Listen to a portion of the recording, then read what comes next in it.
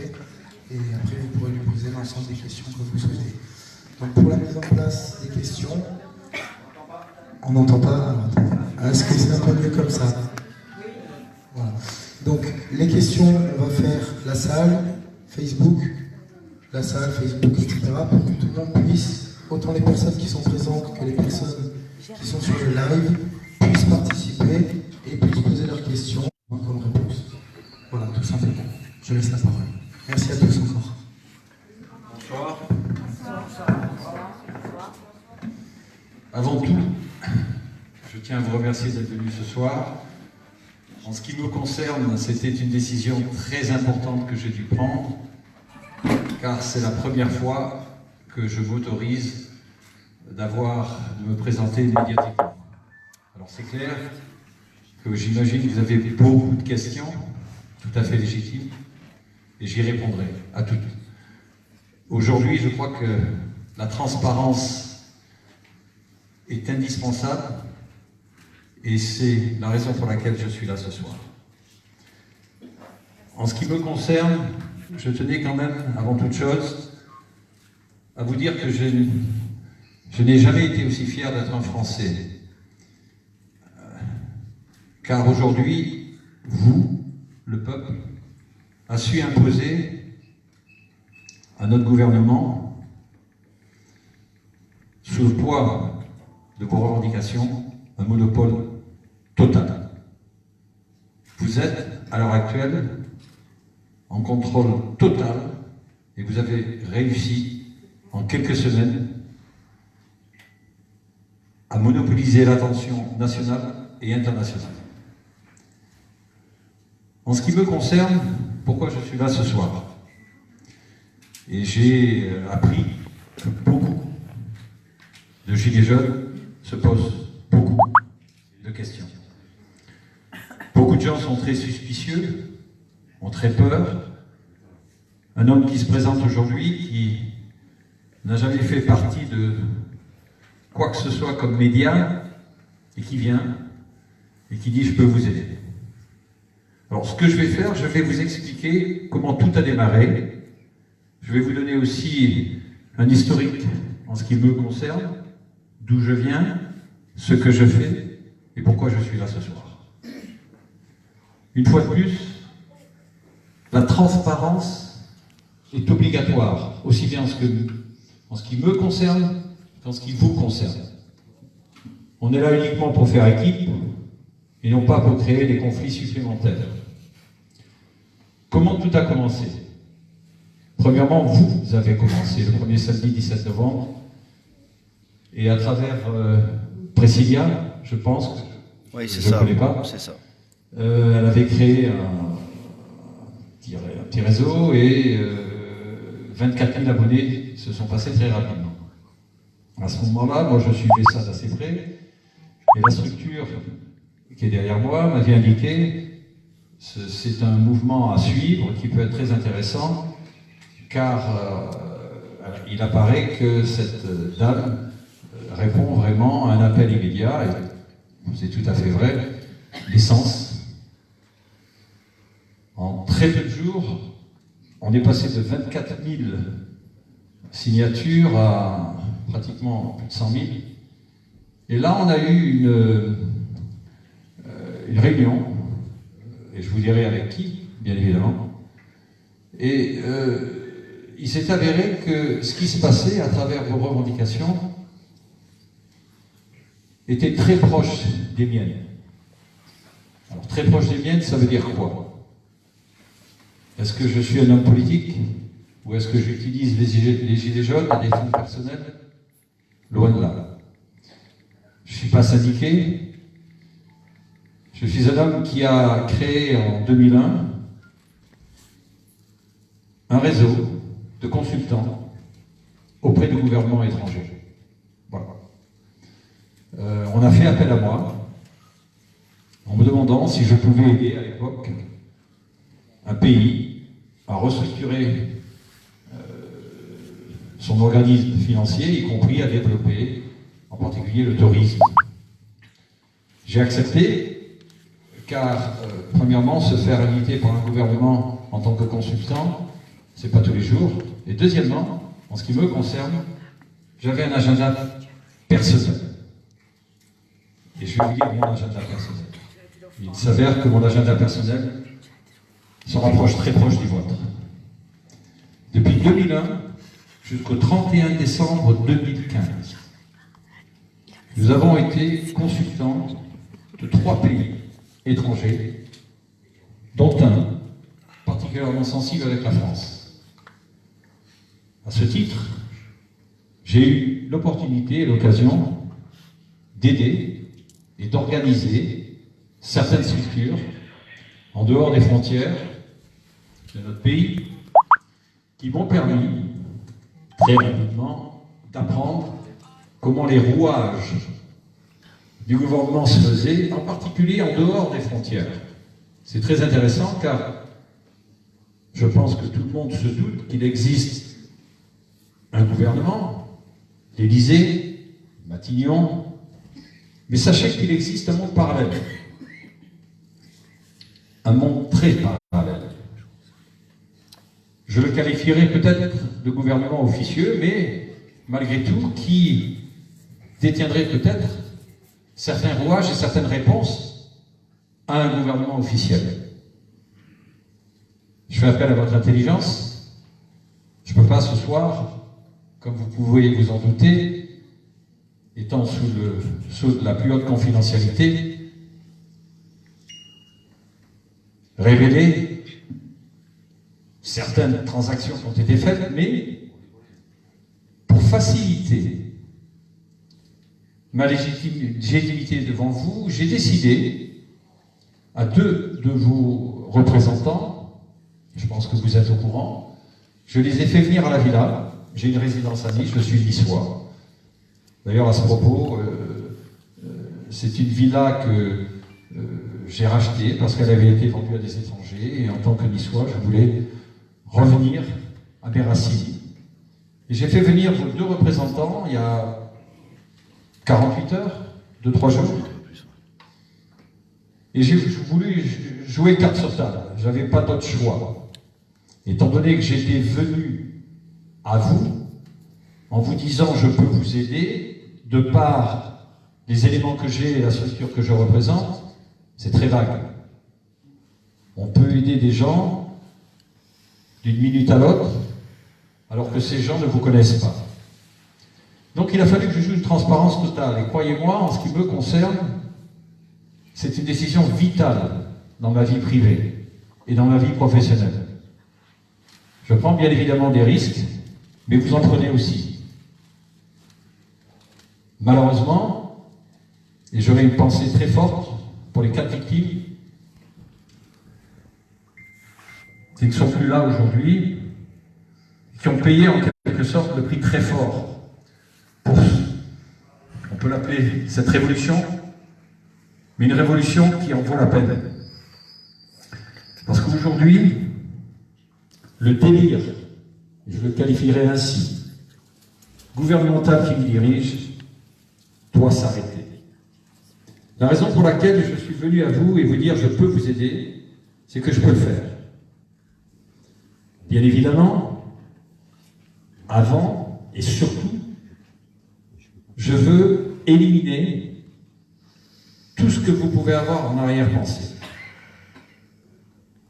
J'ai appris que plusieurs personnes de chez vous pensent que je vais vous utiliser à des fins desquelles un gouvernement qui viendrait, qui utiliserait le mouvement du Gilet jaune pour reprendre et faire un coup d'État.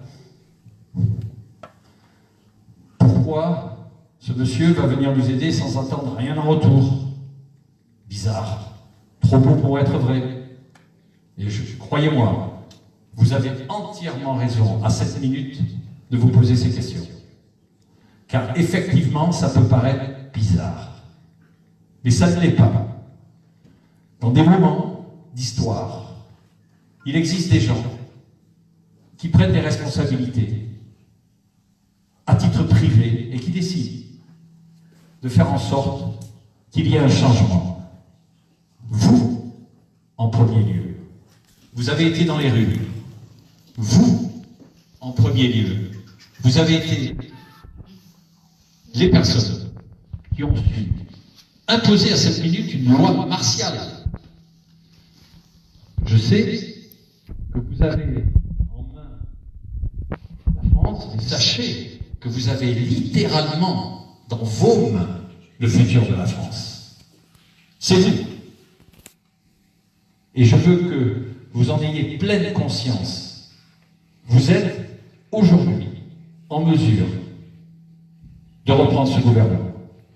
Et la raison pour laquelle je vous précise cela, c'est que de par mon expérience au niveau des gouvernements, je peux vous dire que ce que vous avez fait en 4 semaines est tout simplement exemplaire.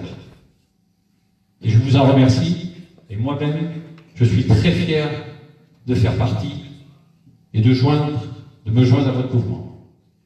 Mais maintenant, et c'est ça le but principal, avant que je réponde à quoi que ce soit comme question, je veux que vous sachiez, dans ce qui me concerne, je suis là avec vous uniquement si vous voulez de moi.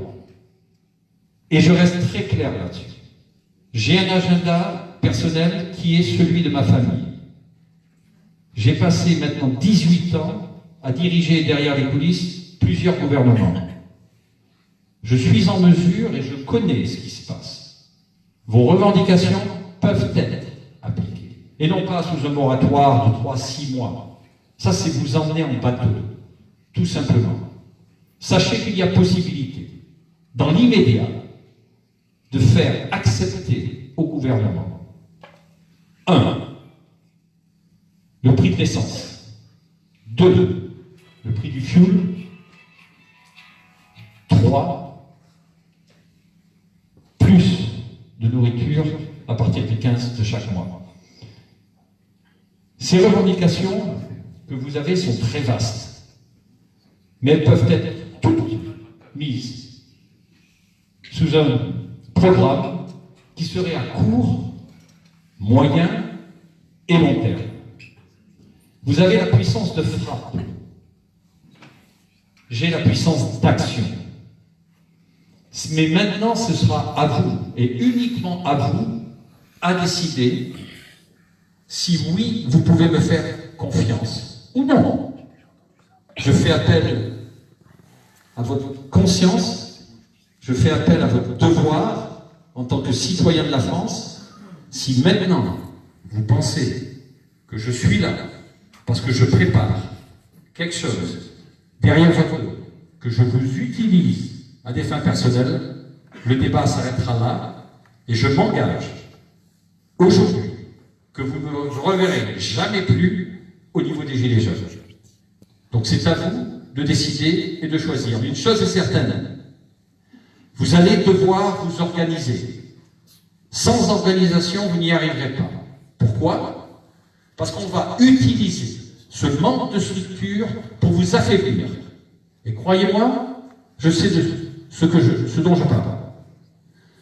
Donc ce que je vous apporte, moi, c'est mon expérience professionnelle en tant que consultant d'État pour vous faciliter, à vous tous, d'établir un programme qu'on pourrait faire ensemble très rapidement. Parce que je ne suis pas un homme politique. Je suis non plus, j'appartiens à aucun syndicat. Sachez que j'ai pleinement conscience de ce qui se passe, pleinement conscience de la douleur, de la souffrance dans toutes les familles, pleinement conscience que certaines personnes, aujourd'hui, n'arrivent pas à faire leur plein d'essence à 15, 20 euros. C'est ça la vie. La politique, c'est du blablabla. Ce qu'on veut aujourd'hui, c'est plus parler politique, c'est parler humain.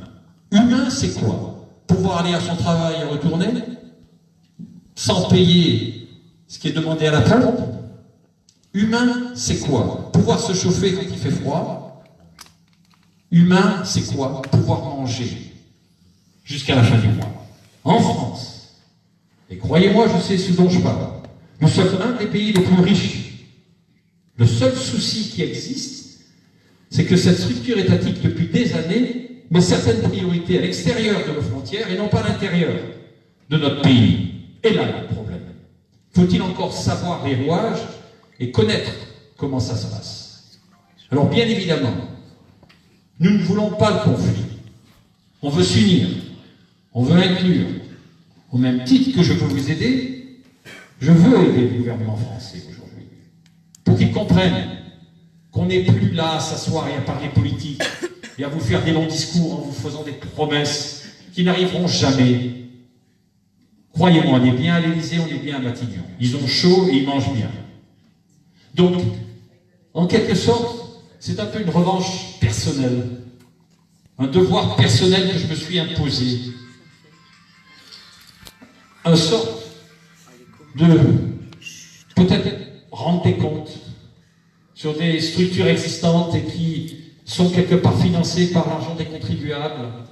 Et d'un autre côté, on a des contribuables, c'est-à-dire les Françaises et les Français, qui aujourd'hui n'arrivent plus. Vous imaginez que votre mouvement réunit aujourd'hui à peu près 80% de la population en France, ce qui représente 50 millions de Français. Vous êtes l'avenir non plus du pays, mais de la planète.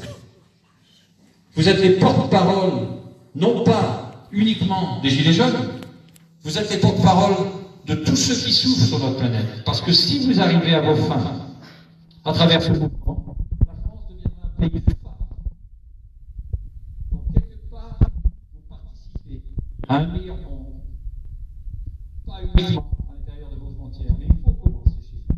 C'est pour ça que je suis revenu en France depuis ces quelques années. Et moi-même, j'avais un agenda, et je vais vous dire lequel.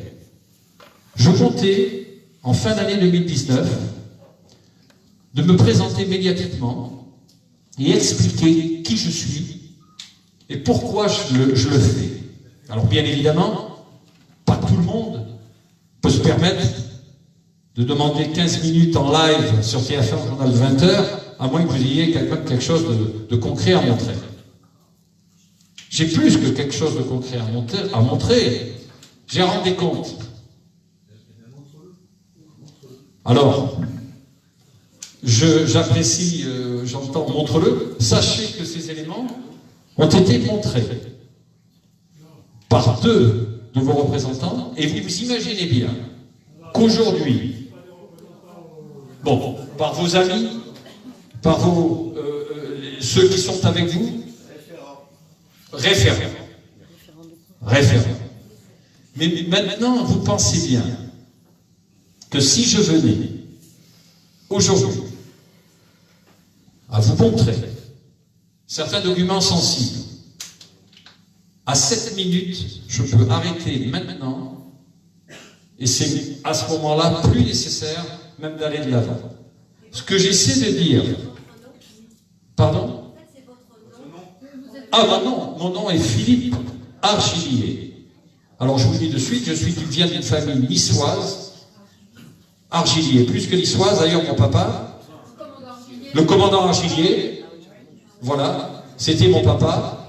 Donc je tiens à vous dire que mon père, je vous remercie de faire cette parenthèse qui est importante.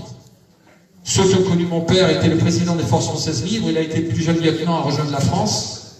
Et mon père a participé, depuis 1980 jusqu'à la fin de Jacques Médecin, à faire de cette ville de Nice ce qu'elle est, à savoir, il a participé directement à la construction de l'Arenas, l'aéroport 2, Acropolis, et surtout c'était un homme de parole, un homme de respect. J'ai été élevé avec ses priorités de vie.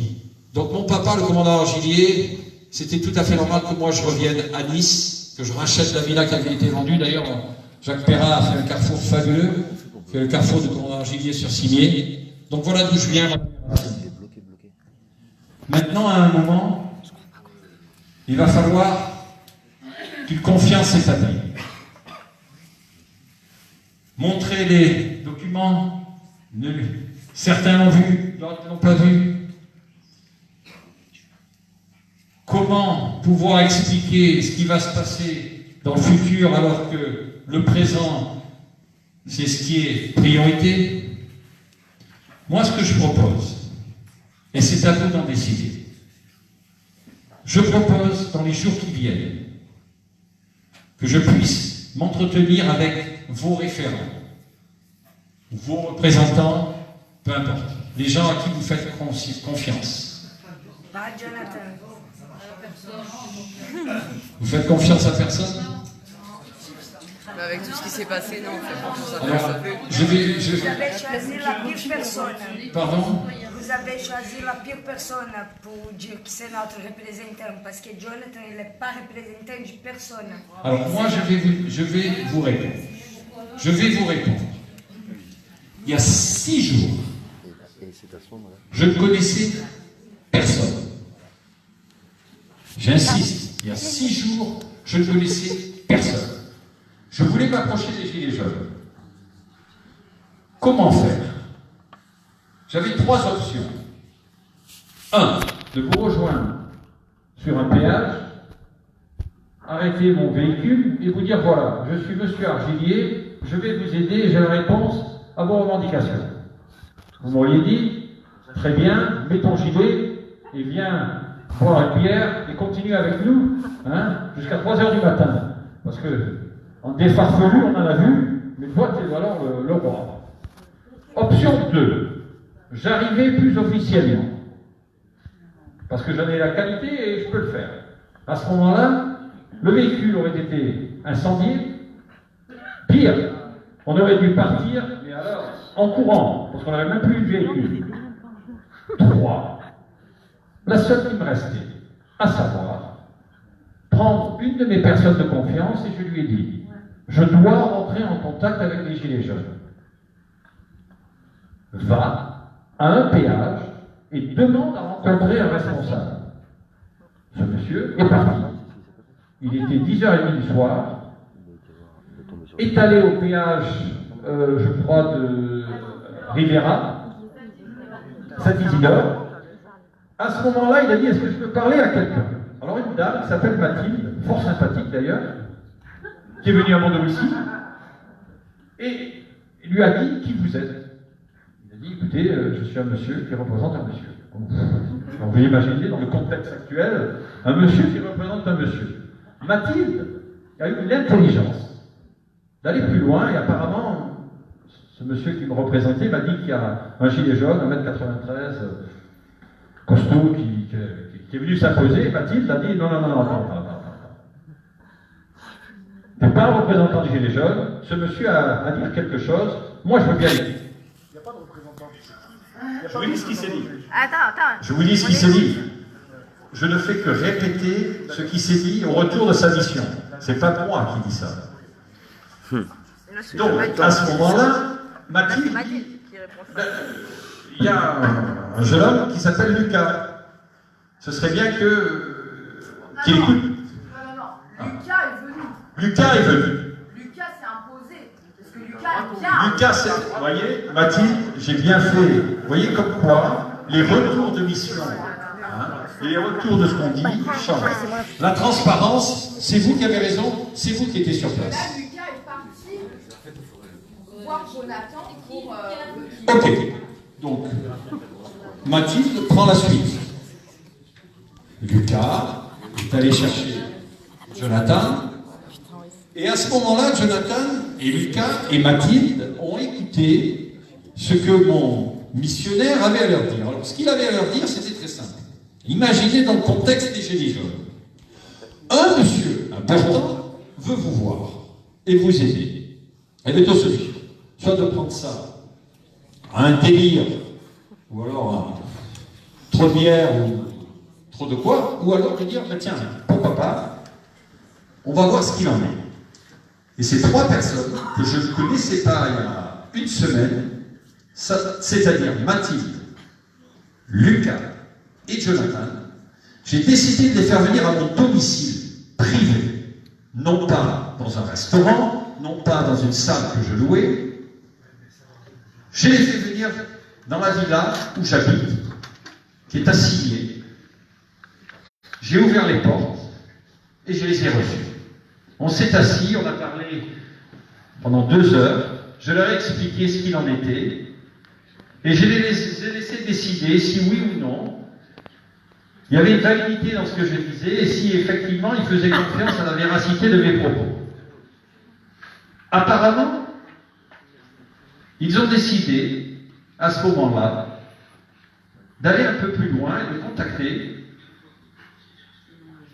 Flyrider, Maxime Nicole, que je ne connaissais pas du tout.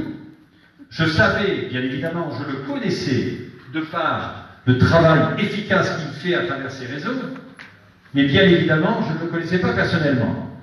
En ce qui nous concerne, je savais qu'il y avait Flyrider, je savais qu'il y avait Priscilla et Eric Drouet.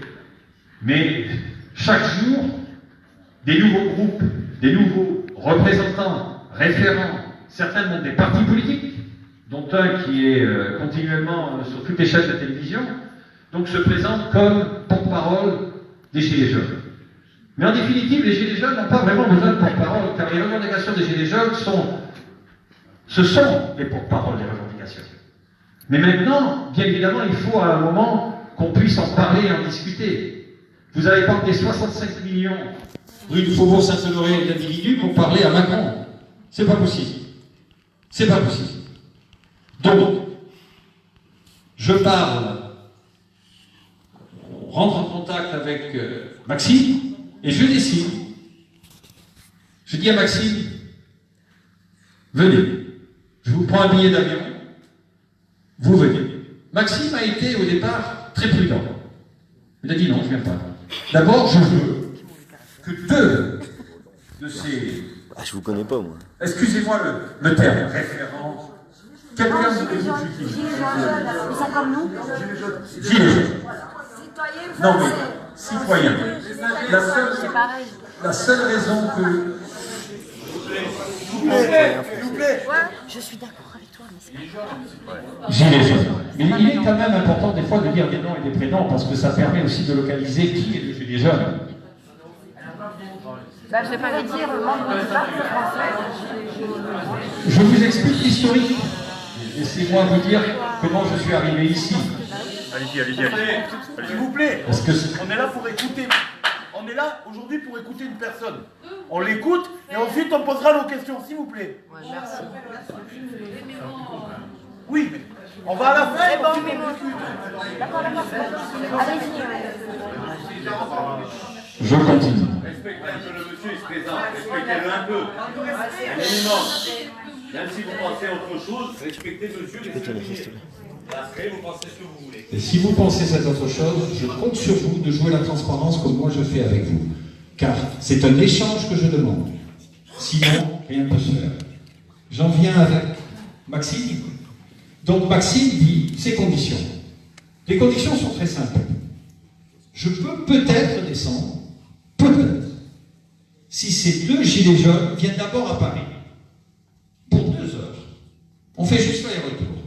Paris-Orly, c'est-à-dire qu'on envoie 2 gilets jaunes à Paris à l'aéroport pour s'asseoir à l'aéroport, prendre un petit déjeuner et dire à Maxime, ça vaut le coup que tu descends.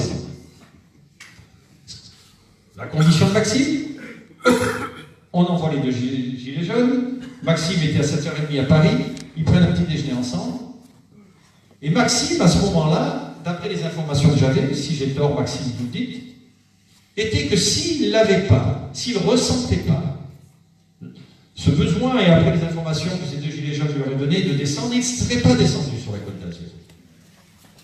Je me trompe? Non, je peux venir en parler avec vous comme ça. S'il vous plaît. C'est plus direct. Attends, j'ai le téléphone. Salut tout le monde. Donc moi quand j'ai avancé ça, la seule condition c'était que déjà les 2 personnes qui étaient donc Jonathan et Lucas m'expliquent ce que c'était. Moi je descends pas pour voir un mec à l'autre bout de la planète sans savoir qui c'est. Donc je suis descendu après qu'il m'ait expliqué et quand on s'est parlé, donc j'ai vu des documents que donc j'ai signé quelque chose de confidentialité. C'est pour ça que je ne peux pas dire ce qu'il y a sur ces documents. Pour ceux qui sont anciens militaires, je ne sais pas, policiers, etc., une clause de confidentialité, je ne sais pas si vous savez ce que c'est, mais ça vous interdit de parler. Il y a des suites judiciaires pour vous parler, forcément. Par contre, et ça a été très clair, je ne suis pas porte-parole ni décideur pour personne, donc j'ai pris aucune décision. Non mais qu'on soit clair, D'accord? La seule chose que je voulais, c'est que vous puissiez le voir, parce que tout le monde a le droit de le voir, parce qu'on sait qu'il y a je ne sais pas combien de lives. Et maintenant, c'est pas à moi de me faire un avis ou de vous dire si c'est bon ou mauvais, si c'est à faire ou pas. C'est tout le monde qui doit décider. C'est comme ça que ça se passe quand on veut faire une révolution et qu'on veut que tout le monde donne son avis. On doit faire en sorte que tout le monde puisse voir et tout le monde puisse décider. Voilà. Moi, j'ai rien à dire, j'ai pas à choisir. Vous vouliez le voir, il l'a. Et maintenant, moi, j'ai fait mon boulot. Vous vous débrouillez et vous écoutez comme vous voulez.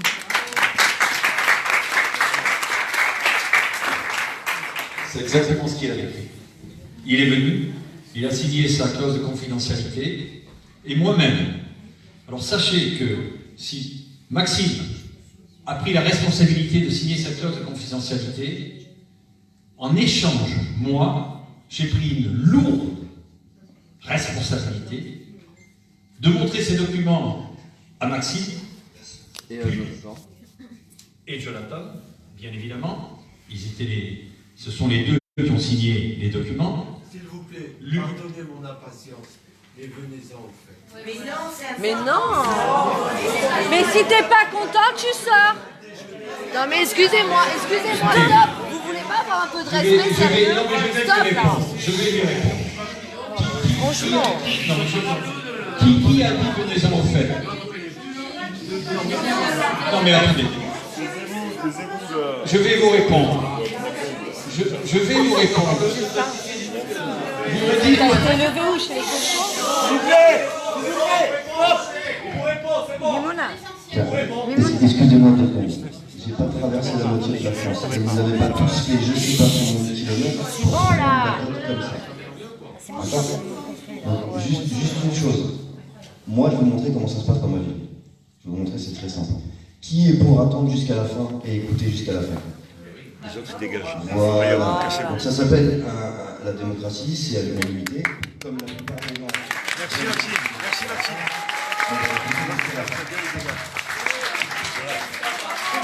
Maintenant, ceux qui sont impatients, il y aura des lives et des retransmissions. Vous pouvez voir après sans problème et vous pouvez prendre une pause dehors. Il y a aussi une télé dehors. Merci Maxime. Fermez votre gueule. Pour en venir au fait, il faut un minimum Et d'explications. chez nous, on n'a personne qui porte. Si j'étais venu ici prendre le micro et dire ça. et je vous aurais dit venez-en au fait, vous m'auriez dit, vous savez monsieur, la porte d'entrée et la porte de sortie. Exactement. Donc,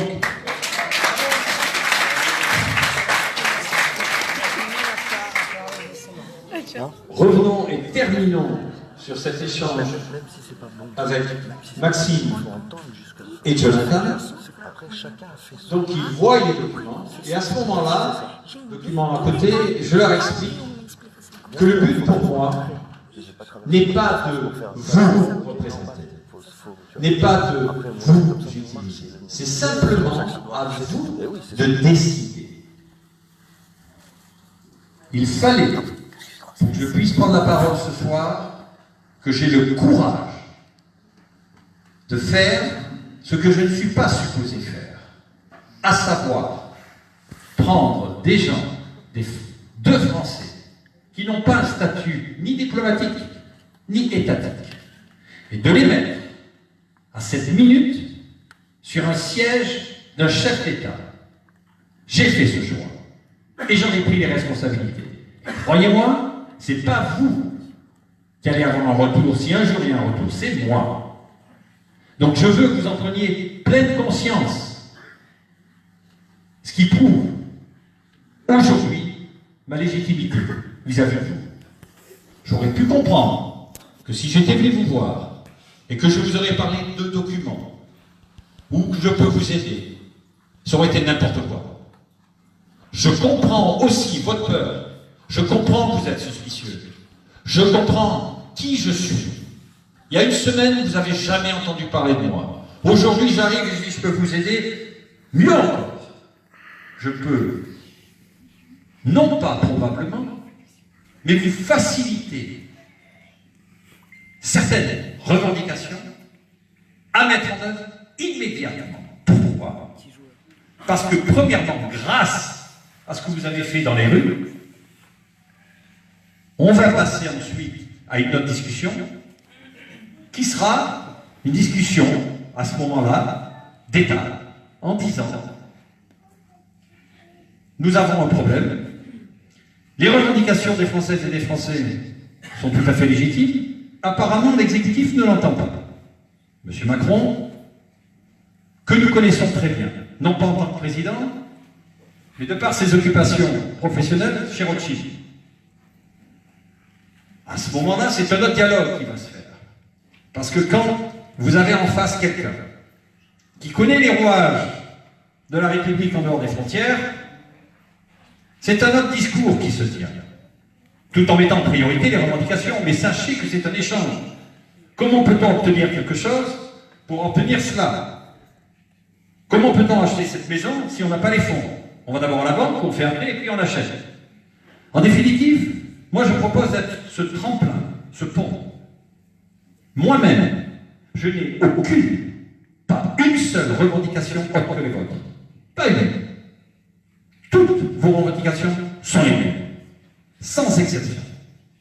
Et j'insiste, je n'ai aucune intention de prendre, j'ai entendu dire, la présidence de la République, etc. Faux. C'est vous à prendre la présidence de la République, pas moi. C'est ce que je dis, vous tous.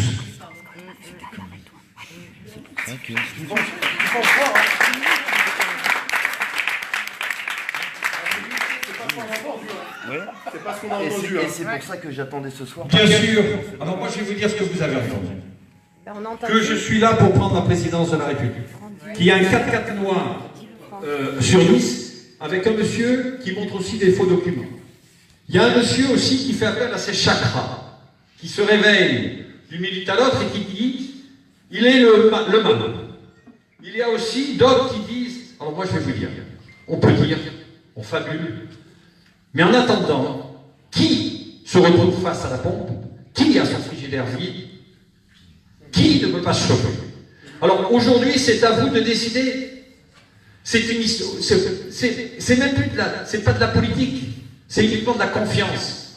Soit, à l'issue de ce soir, vous vous sentez plus fort ou moins fort. Soit ce soir, vous pensez qu'il y a une possibilité de faire avec ou pas. Mais j'insiste. Moi, ce soir, je suis là uniquement si vous voulez que je sois là. Si maintenant, vous voulez que je parte, je pars. Si vous voulez faire équipe, je fais équipe. Mais sachez qu'en ce qui me concerne, vos revendications étant les miennes, peu importe ce qui se passera avec les Gilets jaunes, un jour, moi-même, je ferai en sorte, par moi-même, de rendre une certaine justice à la France, de par la position que j'ai. Alors maintenant, une dernière chose sur des choses concrètes. Pour moi, la justice humanitaire, c'est la justice financière et politique. Sachez qu'en ce qui me concerne, je suis resté très discret sur des œuvres caritatives que moi-même j'ai financées pendant plusieurs années. Mais concrètement parlant, je vais vous donner aujourd'hui des éléments que vous pouvez aller vérifier, avant même les Gilets jaunes. Je vais vous expliquer ce que j'ai fait. Et ça va décrire un trait de ma personnalité. Vivant à Nice, à Cimiez, il y a un Monoprix qui se situe face pratiquement où je veux.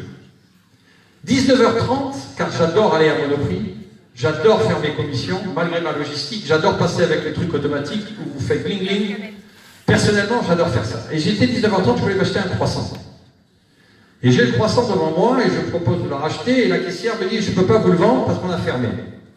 Je dis pas de problème, votre caisse est fermée, je peux aller prendre mon croissant et vous pouvez me facturer ailleurs. Elle m'a dit je peux pas parce que tout ça, ça ne fait pas partie de notre logistique. Je dis alors qu'allez-vous faire avec toute la viennoiserie devant vous? Elle m'a dit on va jeter. Je dis vous allez jeter? Il me dit oui, c'est comme ça. Le lendemain j'ai vu le directeur, alors vous pouvez aller voir, et j'insiste bien avant que le premier mouvement des Gilets jaunes s'est passé. Je suis allé le voir, j'ai dit voilà, c'est très simple. C'est inadmissible qu'on jette des viennoiseries, c'est inadmissible qu'on jette des invendus. Oui, mais on ne peut pas faire autrement. Alors je dis, moi je vous propose quelque chose. Je vous rachète tous les invendus, tous les jours, de tous les monoprix de Nice. Et je vais mettre des gens à mes frais, avec des véhicules à mes frais pour distribuer ça aux sans-abri. Vous pouvez aller vérifier.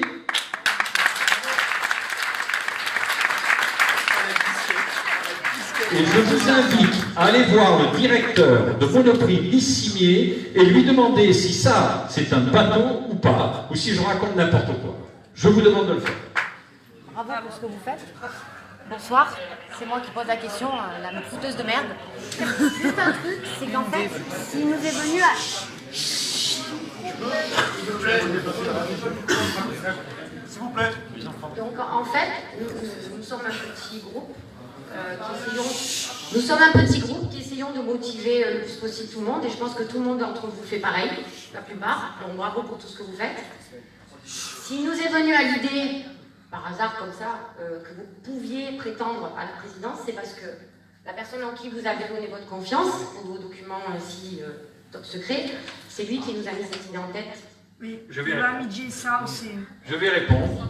Je vais répondre d'où est venue l'idée de la présidence. On était en train de parler, et bien évidemment, sachant que vous êtes à 7 minutes, en définitive, ce que vous avez fait un coup d'État. Hein. Vous avez fait une petite révolution. Non, mais attendez, il y a différents coups d'État. Vous avez été beaucoup plus fort. Beaucoup plus... putsch. Mais, en résumé, mais justement, en ce qui me concerne, si je qualifie ça de coup d'État, c'est pour vous donner encore plus de crédit, car si vous avez pu faire un coup d'État sans l'armée, c'est que vous êtes vraiment très fort. Bravo. C'est ce que je dis. C'est ce que je dis. Je ne dis pas que c'est l'armée, je viens de dire le contraire. Vous avez été plus fort que l'armée. C'est ce que je vous dis. Beaucoup plus fort que l'armée. Parce qu'en définitive, vous êtes la France, vous êtes la démocratie, vous êtes le pays. À votre avis, comment on fonctionne sans vous? Non mais dites-moi, vous savez combien coûte un déplacement d'un président? Vous saviez combien ça coûte l'Élysée? Vous savez combien il gagne? Non, non, mais attendez, remettons les pendules à l'heure. Vous imaginez. Sachez que moi, je tiens les comptes de cela. Un simple déplacement présidentiel peut aller de 180 à 400 000 euros. Voilà. C'est inadmissible. Alors, je vais vous dire une chose. Ces déplacements peuvent être acceptés. Si de notre côté, le Français en lui peut manger et boire à sa faim et se chauffer à sa faim. Et je vais vous dire une chose, quelque chose qui m'a frappé. C'est ce que le ministre de l'Intérieur a dit. Il a dit, s'attaquer aux forces de l'ordre, c'est s'attaquer à la République. Je suis d'accord avec lui, mais il a simplement oublié de dire une chose, que s'attaquer aux Gilets jaunes, c'est s'attaquer à la République. Et ça, il aurait dû le dire. Ça, il aurait dû le dire. Et je passe le message à M. Macron, qui ne me connaît pas personnellement.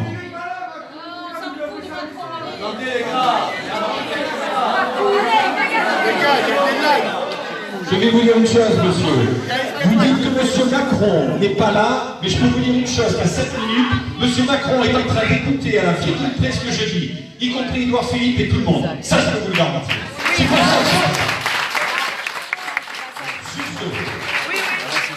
sur ce, je répète, et je vais finir ce que je disais au livre de votre président, M. Macron. M. Macron a promis une prime exceptionnelle aux forces de l'ordre. Alors moi, je vais dire à M. Macron que s'il avait fait une politique exceptionnelle, on n'aurait pas besoin de payer à vos frais une prime exceptionnelle pour les forces de l'ordre qui travaillent pour vous. Et ça, c'est important, et ça, vous devez le savoir. Donc, c'est une pendule à remettre. Et maintenant, l'exigence d'un calendrier, d'un agenda est primordiale. En ce qui me concerne, je pense que j'ai fait le tour. Non, vous n'avez pas répondu à la question. Ah, la question de la présidence, très importante. Dans tout putsch, dans tout coup d'État, dans toute révolution, deux solutions. Soit le gouvernement capitule et démissionne. Très rare. Deux référendums. Référendum, c'est la même chose. Aujourd'hui, s'il y a un référendum, veut-on la politique d'Emmanuel Macron ou pas? Vous connaissez la réponse. Obligatoirement dans une république. Obligatoirement dans une république. Il va y avoir qui va devenir président. À ce moment-là, la question s'était posée, voilà la réponse que j'ai donnée. En ce qui me concerne, et vous êtes témoin, on est en train de m'enregistrer, jamais vous entendrez de moi que je veux devenir un jour le président de la République de France. Si maintenant, et c'est ce qui avait été dit, le peuple, vous, en décidiez autrement, peu importe le titre, c'est tout à Mais moi, en ce qui me concerne, je n'ai pas un agenda politique. Si maintenant vous décidez de prendre une personne à qui vous faites confiance pour diriger le pays, à un moment, il faudrait avoir ça. Et si ce n'est pas le cas, nos problèmes. Simplement, pendant cette discussion, quand vous discutez, tous les éléments sortent. Et là, en ce qui me concerne, parce que la question m'a été posée, c'était très clair que je n'avais aucune aspiration de devenir président de la République en France, loin de là. Mais maintenant, le peuple qui décide, je fais partie du peuple. À un moment, il faut élire quelqu'un qui met en place tout ça. Et voilà d'où est venue cette affaire de président. D'accord, mais vous avez une question. J'ai pas compris. Si vous avez autant de pouvoir que ça, à vous tout seul, pourquoi vous avez besoin du peuple pour faire ce que vous voulez faire? Excellente question, et je vais vous répondre. Premièrement, si j'avais gardé mon agenda qui était de fin 2019, vous auriez fait ma connaissance à travers un journal de TF1 en direct. Et j'ai un livre autobiographique que j'ai écrit, je vous dis le titre, bien évidemment qui n'a pas été encore édité parce qu'il ne fait pas partie de mon timing, s'appelle Le Créancier. Et je me serais présenté à la France entière avec ces éléments qui auraient, à 20h25, créé, peut-être pas le mouvement des Gilets jaunes, mais qui auraient créé un mouvement, obligatoirement. Pourquoi j'ai décidé, à cette minute, de vous rejoindre? C'est que vous m'avez devancé sur mon timing. Tout simplement. C'est la vérité. Vous êtes dans la rue, vous protestez. En ce qui me concerne, j'avais les éléments de vous aider, c'est pour ça que j'ai fait à Jonathan et à Maxime leur montrer que ce dont je parle existe bien.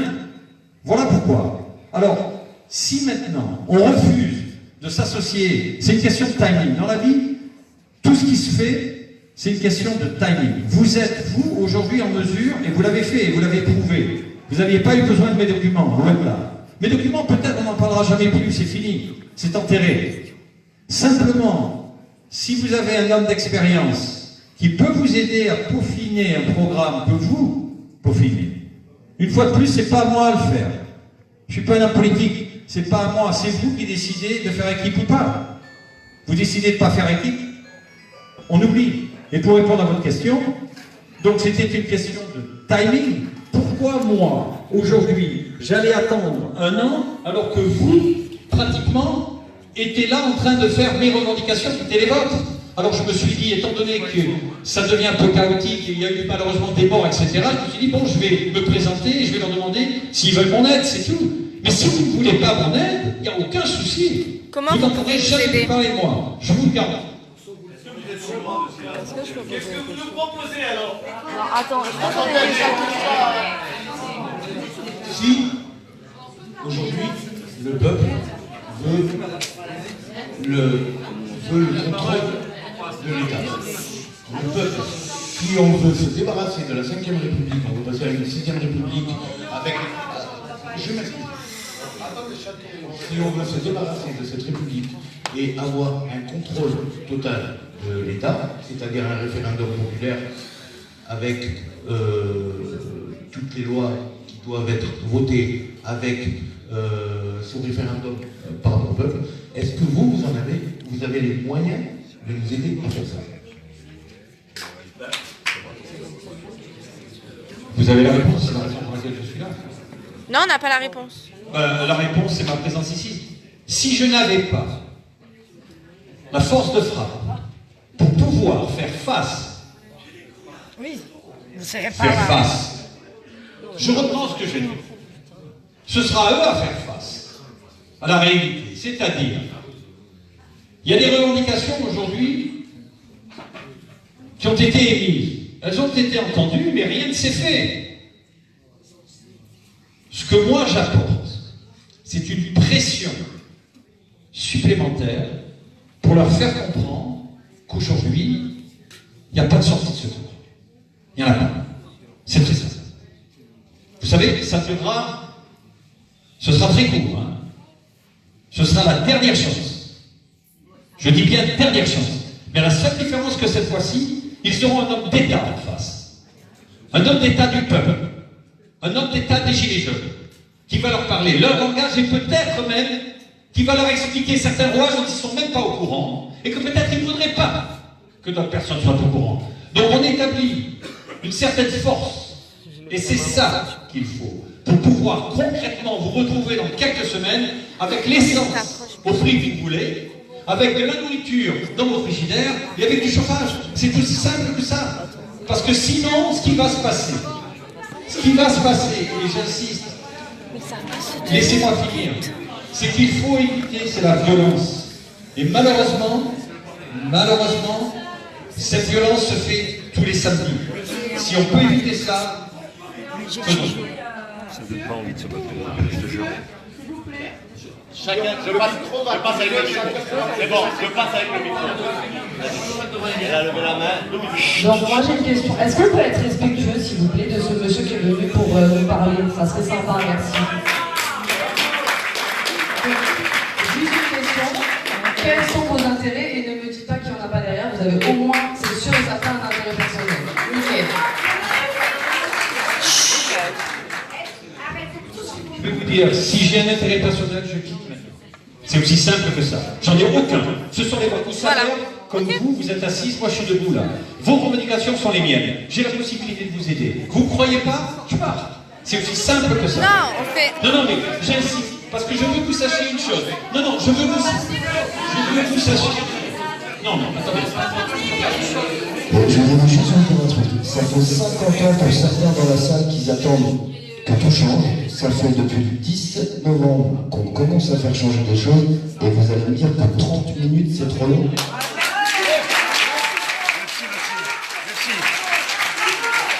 Encore une fois, si vous êtes trop impatient, il y aura des rediffusions et les questions seront posées. Ça ne sert à rien de parler en quinte. C'est exactement pour ça en fait que la dernière fois j'ai dit qu'il faut un minimum structurer les choses. Pourquoi on avait parlé de ça? Parce que vous imaginez que 67 millions de personnes dans un bureau, bah ça donne ça. C'est impossible de discuter. Aujourd'hui, qu'est-ce que vous avez à faire? Qu'est-ce que vous avez à faire aujourd'hui? Eh ben voilà, alors écoutez monsieur, ce qu'il vous dit monsieur, vous avez rien à faire de toute façon, vous l'écoutez. Il nous change, il nous changer la vie, on la changera. S'il n'arrive pas, eh ben, tant pis pour nous. On restera dormir dans la rue. Non. Vous ne resterez pas dans la rue. Vous ne resterez pas dans la rue parce que si vous n'y arrivez pas, je serai présent fin décembre 2009 pour vous aider. De toute façon. Parce que c'est une mission personnelle que je me suis lancée. Vos revendications sont les miennes. Un point à la ligne. Si maintenant ceux qui ne veulent pas me croire, à ce moment-là, je leur propose de quitter la salle. Et c'est aussi simple que ça. Si on peut engager un dialogue intelligent et construire, surtout. Parce qu'il y en a marre des personnes qui ne savent pas se tenir. Oui, pardon. La personne qui parle, là, c'est parce qu'il en a marre que les gens ne savent pas se tenir. Mais maintenant, sachez que je comprends votre impatience. Sachez que je comprends que vous êtes tous à vif. On l'est tous. Je le suis aussi. Mais une chose que vous devez savoir, être ici ce soir, c'est comme vous. Moi, je prends des risques énormes et je suis prêt à les prendre pour vous, pour la démocratie, pour la République et pour notre pays. Okay.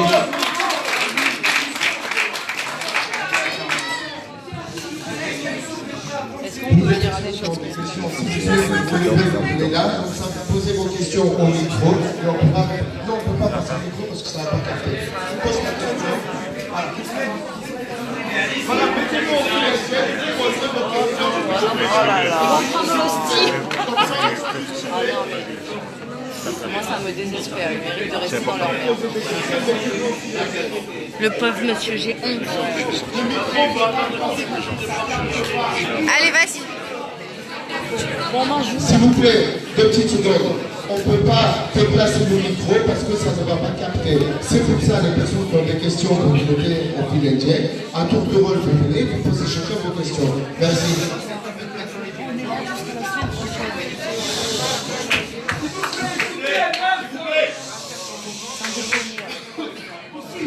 C'est insupportable. On va mettre des cartons jaunes. Oui, je vais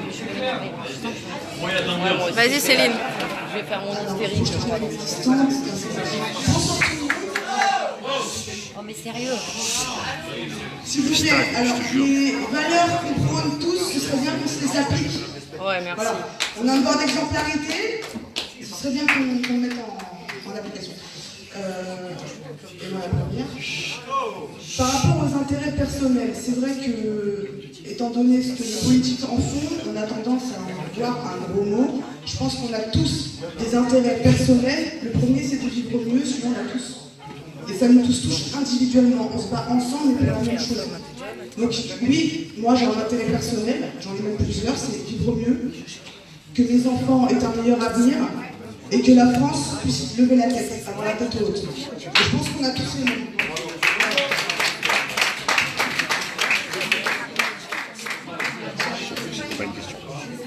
Ma question déjà, je vous avais lâché votre papa. On n'entend pas. Mais il faut se taire. C'est bon là. On aura maternelle. C'est moi, je voulais savoir ce que vous faisiez dans la vie. Si vous pouvez nous dévoiler ce que vous faites dans la vie. J'ai été jusqu'au 31 décembre 2015 consultant de gouvernement et j'ai démarré ça en 2001. À ce jour, depuis 2015, j'ai pris beaucoup de recul pour justement me préparer à mes revendications et selon mon agenda, c'était pour fin de l'année 2019. Il s'est avéré que votre mouvement, vos revendications ont été plus rapides que les miennes et c'est la raison pour laquelle je me suis joint à vous. Voilà.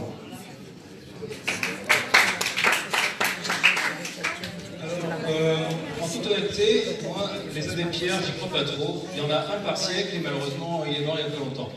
Je pense qu'on a tous un intérêt plus ou moins important et pour d'autres personnes qui est plus important que la plupart d'entre nous. Nous, on a juste des intérêts de base, c'est-à-dire vivre mieux, quoi, arrêter d'être dans la galère.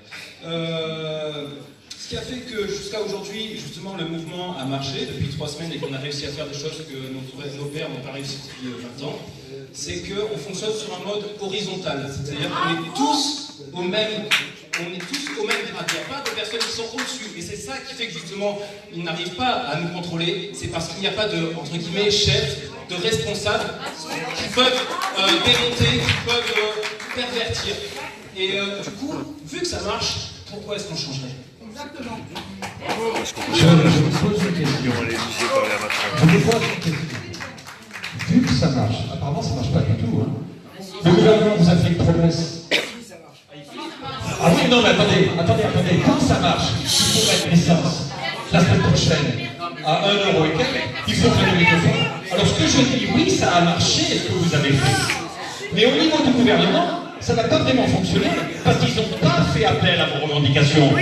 On vous a fait un discours qui est du blablabla et de 3 mois, ils sont passés à 6 mois. On vous a passé du verre à froid. Alors oui, vous avez réussi à monopoliser le pays, mais ce n'était pas suffisant pour faire plier le gouvernement. C'est là où il ne va pas nous mettre 30 cm, il nous mettra que 25.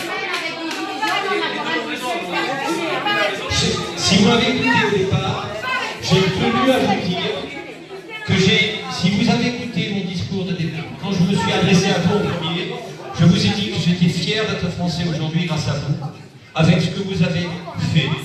Mais votre que commencer, vous l'avez pratiquement fini. Mais aujourd'hui,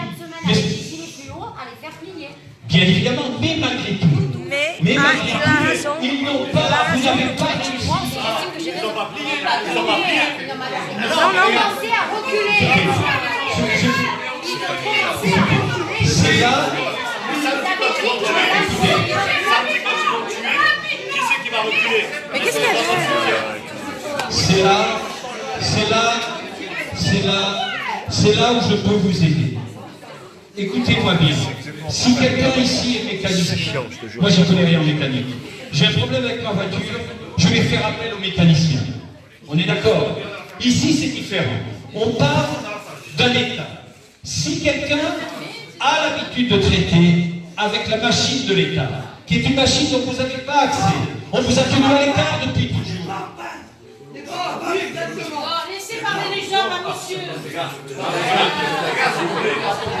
S'il vous plaît, on va mettre les choses au clair. Elle est où la sécurité, si vous n'êtes là? pas capable de rester dans le silence 5 minutes, ne serait-ce qu'on puisse parler calmement entre adultes. Ça fait 40 ans que vous faites mener en bateau. Là, on est ici entre nous, en train d'essayer de construire, essayer d'échanger entre nous. Vous n'êtes même pas capable d'attendre, de faire une finalité et de poser vos questions et d'écouter les réponses. Qu'est-ce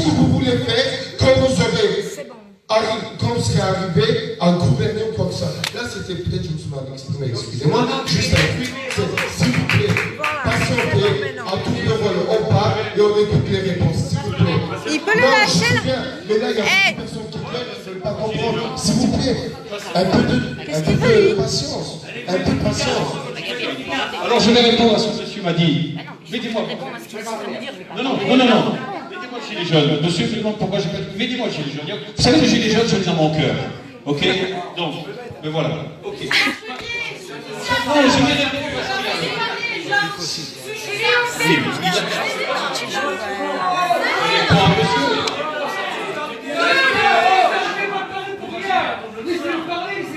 Ah, elle est où la sécurité là? Ah, celui qui n'est pas content, il sort. Celui qui n'est pas content, il sort. Celui qui arrête, il sort. Oh là là, sortez, attendez. Oh, ça va. Sortez, criez dehors. On a rien à foutre, applaudissez comme vous voulez. Oh, nous, on a envie d'écouter. C'est de merde. Ça va, vous voulez gouverner la France?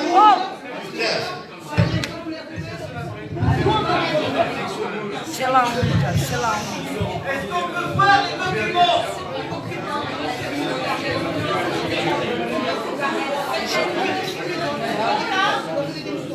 Allô, bonjour. C'est la troisième fois que j'interviens parce que je ne voudrais pas que notre mouvement de Gilets jaunes soit récupéré par des gens qui ne sont pas Gilets jaunes dans le cœur et dans le mouvement. Ce mouvement de Gilets jaunes, il a été spontané. Il n'a pas été piloté par Pierre-Paul Jacques. Si une femme a eu un moment ou un monsieur a eu l'idée de dire ça et que ça a déclenché le tsunami, c'est ça la vraie force. Après, c'est pas ce monsieur qui a imaginé les Gilets jaunes qui a lancé le mouvement. Lui, il a été l'étincelle. Mais ce qui est le plus dramatique, c'est que ce soit des spécialistes de la négociation avec le gouvernement qui prennent les rênes de ce mouvement pour l'écraser. Parce que le gouvernement, il sait gérer des gens comme ça. Et il ne sait pas gérer l'imprévisibilité de notre mouvement. Et il faut lui garder sa fraîcheur et il faut lui garder sa représentativité. Et moi, le gilet jaune, entre guillemets, qui vient en noir, en bleu, en rouge, en disant ouais, je suis d'accord avec vous, je prends la parole, mais moi je mets pas le gilet jaune, et bien il va faire sa révolution à lui. S'il a envie de faire sa révolution, il a fait. Mais pour le nom des gilets jaunes, s'il veut donner sa compétence, comme tu disais très justement tout à l'heure, qu'en interne, chacun a ses compétences. Comme il le disait tout à l'heure, il y a des mécaniciens, il y a des types, moi j'ai de l'expérience, mais ça en interne pour le moment. Personne n'est capable aujourd'hui d'avoir une légitimité pour représenter le mouvement spontané des Gilets jaunes. Personne.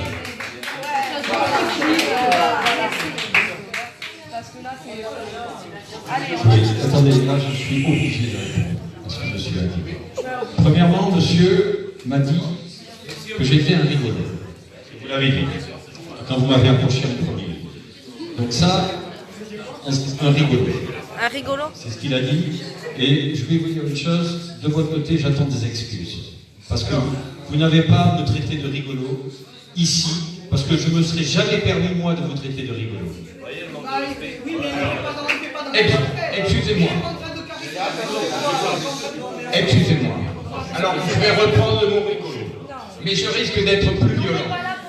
Ce qu'on ne veut pas, c'est être noyauté par des gens qui viennent avec une autre mouvance que le mouvement des Gilets jaunes.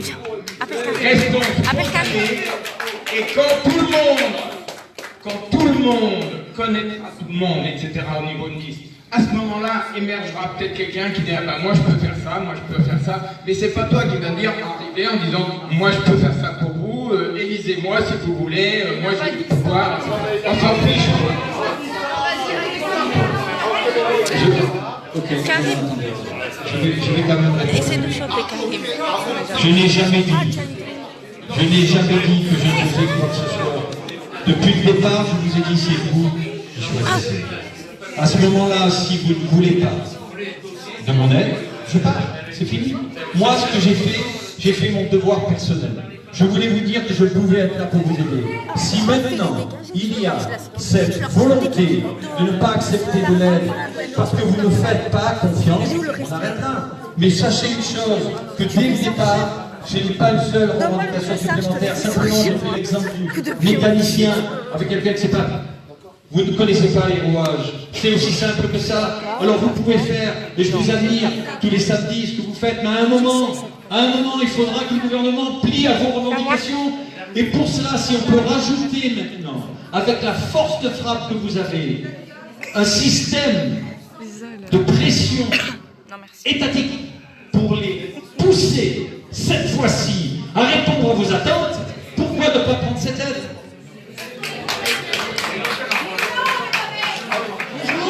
Bonjour tout le monde. Je me présente, je suis Madame Sandrine Gomas.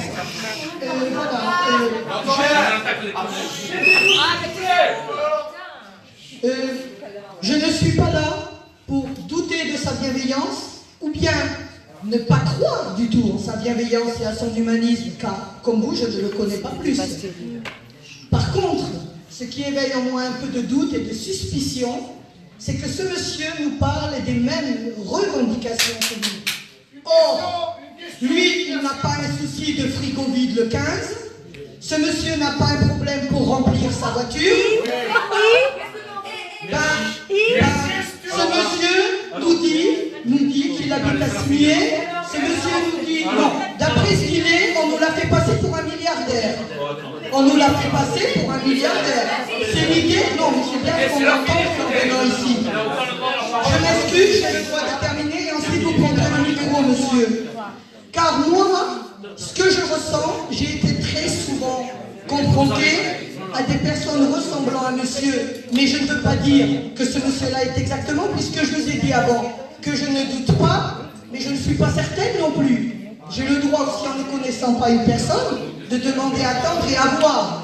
Mais ce que je propose depuis le début, moi, je ne crois pas que cela nous mène dans le bon chemin. Pas du tout. Il m'a l'air, ce monsieur, personnellement, il est très doué. Nous avons un Macron, monsieur Macron, qui était un manipulateur pervers. Oh là là, elle part trop dans la politique. Excusez-moi, me donne l'air d'être un gourou, c'est mon avis. C'est tout.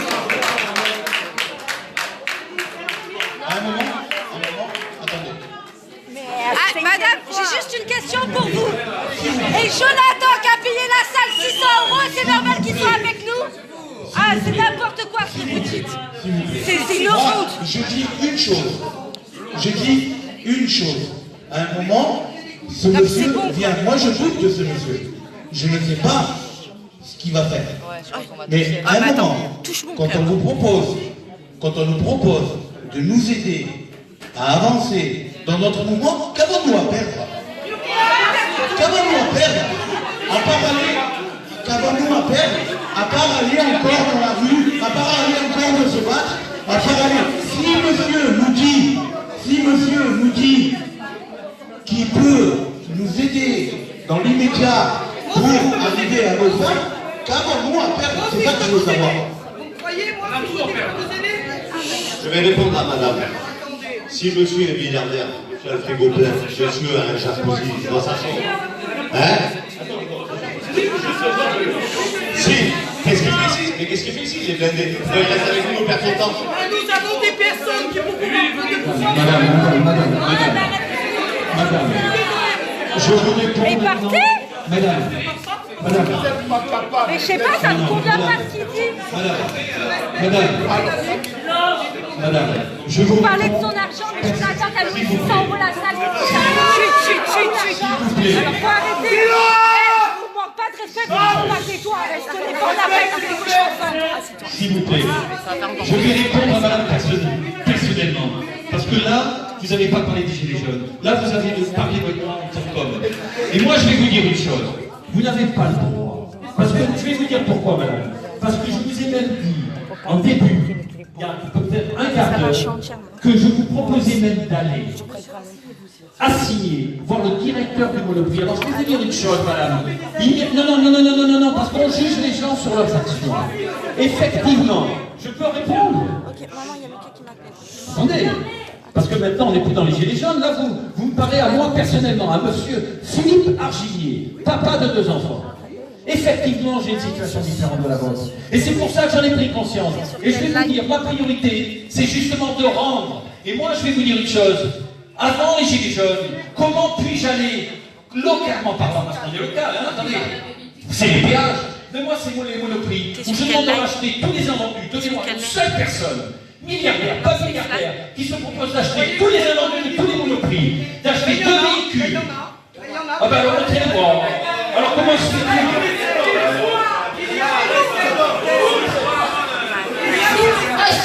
C'est bon, vous croyez-vous? Vous savez pas, vous allez laisser des moutons, voilà, vous méritez pas d'aide. Stop maintenant. Est-ce qu'on peut poser des questions utiles, c'est-à-dire qu'est-ce qu'on fait pour le 10 décembre? Voilà, ça c'est utile. Là pour un débat. Non mais c'est bon, c'est quoi ça?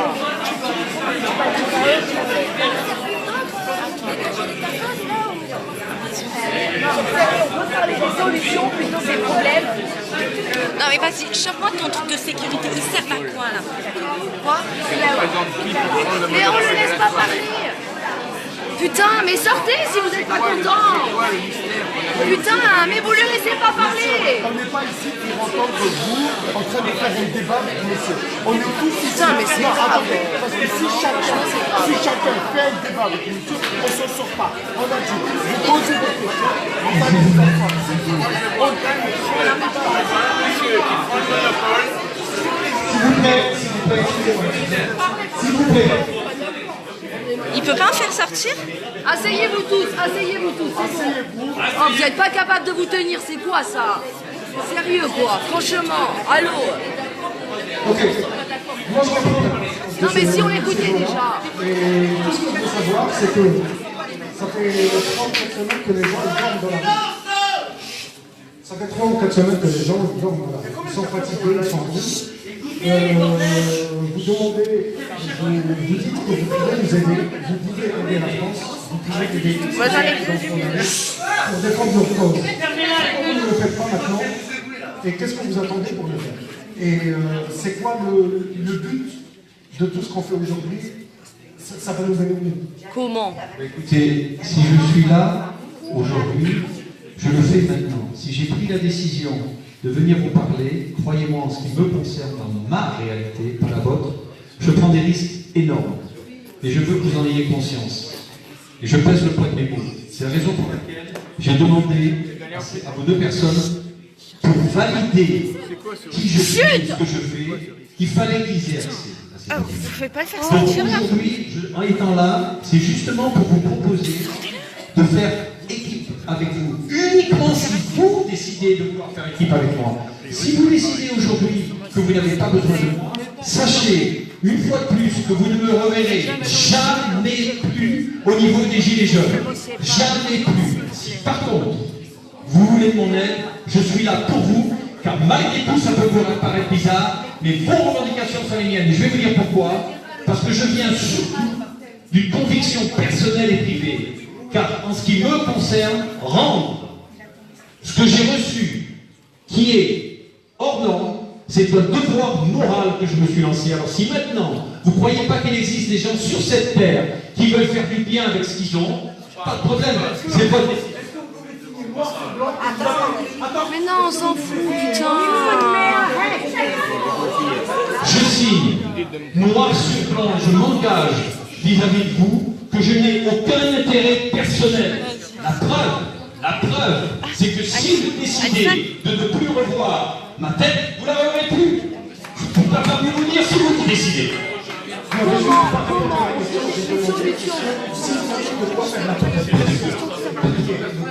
Pourquoi on le fait pas tout? Parce que les gens sont fatigués. Ils ont quitté leur boulot, ils ont quitté leur boulot, ils ne demandent pas chez eux, ils ne voient pas leurs enfants. C'est le cas de la plupart des gens. Pourquoi on le fait pas maintenant? Je vous réponds, c'est pour ça que je suis là maintenant, parce que c'est à vous. Si vous le voulez, maintenant.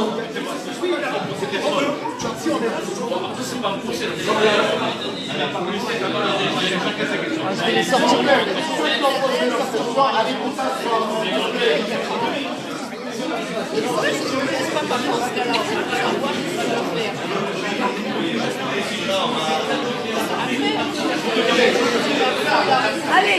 poser ta question. Va t'asseoir. Asseyez-vous, s'il vous plaît. Oh là là là là là là, my God. C'est quoi? Et Macron est en train de regarder, il rigole là.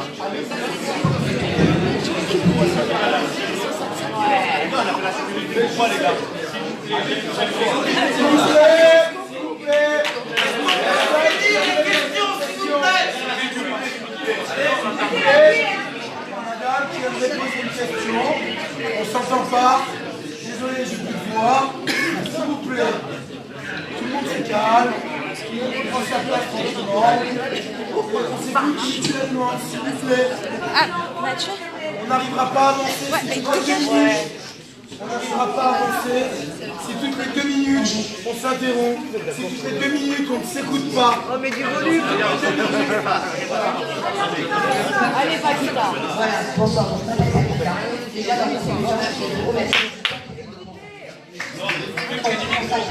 Effectivement, il y a une question avant de continuer à vous. Moi, j'ai besoin de savoir où on va.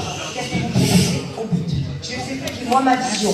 Ma vision, c'est que je veux plus du gouvernement actuel, je veux plus de tous les avantages qu'ils ont, je veux plus de ce mode de fonctionnement. Je veux qu'à un moment, en tant que citoyen, en tant que Française, pouvoir participer aux décisions de mon pays.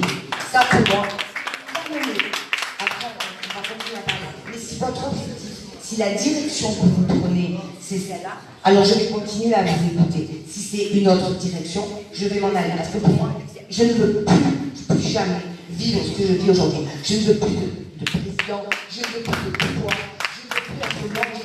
Non, je veux participer à mon pays. Donc je suis la personne qui va m'emmener vers là. Après, les moyens, comment vous allez faire, ça, à la limite, on aura le temps d'en parler. Si vous me dites non, on va se retrouver avec un président unique qui va décider pour tout le monde, j'ai rien à faire ici, je m'en vais. Donc c'est la question principale, qu'est-ce qu'on fait ensemble? Je vous réponds déjà, c'est mon seul objectif, le vote. Il n'y en a pas d'autre. Alors maintenant, moi, à l'absolu, j'ai plus rien à dire. Parce que ce que vos revendications, je le répète, sont les miennes. À vous de me dire. À vous de me dire. Moi, j'ai une proposition à vous faire sur le court, moyen et long. Voilà. Parce qu'aujourd'hui, ce qu'il faut arriver, c'est pouvoir entretenir un dialogue.